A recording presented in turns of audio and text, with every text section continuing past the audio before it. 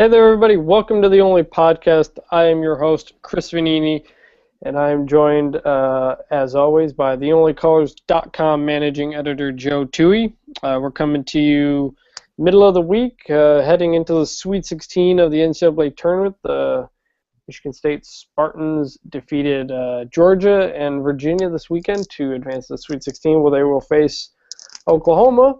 Make sure, as always, you're checking out theonlycolors.com for a lot of great stuff we've got up this week. We'll have up later this week. Make sure you subscribe on iTunes to this podcast if you want it get automatically downloaded to your phone or whatever. It's easy. That's how I listen to podcasts. It's a pretty easy way, so do that.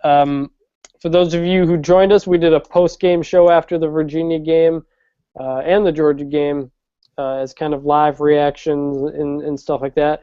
We're looking at continuing that for Friday night, even though it's going to be a really late tip, probably 10:30 against Oklahoma. But we'll do one after, so if anybody's still up, we welcome you to come aboard for that, win or lose. But before we move on, welcome in Joe here. How you doing, Joe? I'm doing well.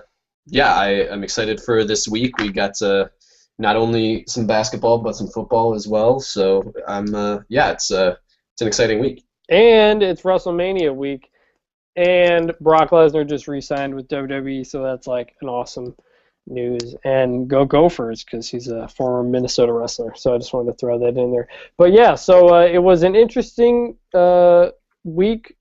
One week later, after we did this last podcast, the outlook for the Michigan State basketball tournament run is quite different. Heading into the weekend, very few had them getting out of the weekend. Now they are the Vegas favorite to win the region. They are favored over Oklahoma, 538. Determined that Tom Izzo is the greatest NCAA tournament coach ever relative to seeding. Everybody's jumped on the bandwagon, and that, I'm sure, scares a lot of MSU fans, because the only thing MSU fans hate more than being picked against and being disrespected is being picked to win, and then everybody worrying about MSU starting to overlook their opponent. But as you look back at this last weekend, a win over Georgia by, I think, 7, where they almost blew a lead late, but led for probably about 3/4 of that game. And you look at a Virginia game where they led nearly start to finish. I have to say, very strong weekend from the Spartans. Clearly, what did you kind of take out of the weekend? Well, the really impressive thing was the defensive intensity over both games. This defense has been a little questionable at times, especially late in games. When we were watching that Big Ten tournament championship against Wisconsin, and sort of the inability to execute defensive rotations effectively in some situations had been an issue all year, and to basically totally shut down Virginia the way that they did was really impressive, and that's for both games was encouraging, because if that can be paired with what has been an improving offense over the course of the year, a really dangerous team, as we saw already. I mean, beating is to kind of show that. But yeah, the defense and the way that it has ratcheted up was definitely. Yeah, Joe, I think you're coming a little fuzzy. Say something again. Let me see how you sound. Is this better? Yeah, it's a little bit. We'll just keep going. I mean, defense, especially on what day is it? Sunday, the Virginia game. I know Virginia brings in a slow, plodding style that people associate with bad offense because they don't score a lot of points, but they were number 23, I think, in offensive efficiency heading into that game, and MSU holds them to less than 30% shooting. They hold Malcolm Brogdon to 3 for 12 shooting. Just we talked about it after the game. Just every single player played really good defense, and that's what they had to have. And I noticed after the game, Brandon Dawson said that Izzo made a point not to gamble and go for steals. like Dawson tends to do, and Dawson said he made sure he didn't, and some of the results showed off. Bryn Forbes, some of us picked him as maybe the defensive star of the game, just kind of based on the expectation coming in with what he had previously been giving on defense, and Izzo backed that up. Comments at his weekly press conference, and then offensively to still shoot 42% against what was the number one defense was equally impressive, especially when you consider how long stretches they played without Nairn and Valentine, and you had Travis Trice as the primary ball handler. So when you had everybody in there, the offense was working really well.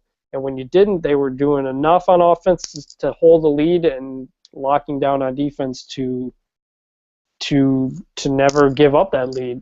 Virginia had a shot at a three-pointer in the second half that missed. That would have given them the lead. They were down 2. Next thing you know, MSU's up 10, and it just kind of stayed at arm's length the whole way.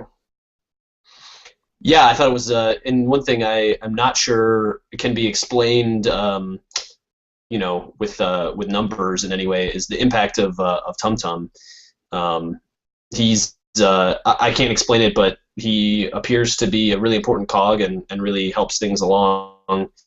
So it's something I'm still trying to sort of figure out, but it's true. And when he was in the bench during that game, you could tell that things kind of bogged down a little bit, and that's it was just odd. I wasn't. It realized that the numbers are missing something there, and that's it's just interesting. It's an interesting problem to try to solve. Yeah, because he's not a guy who's going to try to score. He didn't take a shot in the game. He didn't have any assists or turnovers in that game because he only played 17 minutes. But it has been the case that when he can have the ball in his hand, it helps Trice get off ball, free him up a little bit. So yeah, he's been a key. And so as we look now, before we get into Oklahoma specifically, as we kind of look at the big picture here, everybody has jumped onto the Spartan bandwagon. Everybody's picked to come out of the region. Not specific to the teams they play. We'll talk about Oklahoma again. We'll talk about Oklahoma in a second. But do you think this will have any effect? I know a lot of MSU fans, they always like to be the underdog, and even though MSU is a 7 seed, they are not the underdog going into this game. It'll be interesting to see what kind of focus the Spartans have coming into this, because for maybe about a month they've been playing with kind of an uncertain future. First, you didn't really know if they were going to get into the tournament. Then they're trying to play for a Big Ten bye. Then they get into the Big Ten tournament, and it's one game elimination. And then you get into that first weekend where you're thinking they're going to lose to Virginia and the season's going to end, and they kept going. And now they're in a spot where people are expecting them to win. Do you think that will have any effect? Do you think the senior leadership that has carried this team will continue with the right mindset?